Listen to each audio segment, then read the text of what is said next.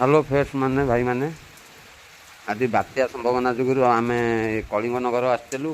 कलिंगनगर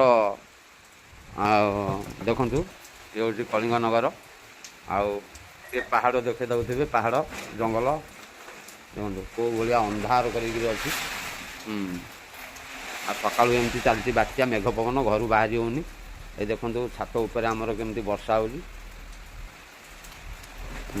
थंडार जदि आपण मैंने ओदा हे थंडा खास सर्दी हबार संभावना अच्छी। ये भी भाइरस भाइरस भाया जर भी थंडा ये छात उपर पूरा फुल हो देखु पूरा कला अंधार कर मैंने पानी देखु केमती आम ये छात उपर पूरा फुल हो देखु पूरा कला अंधार कर बात्या हम बोल तो समाचार कहते 3 दिन पर्यंत।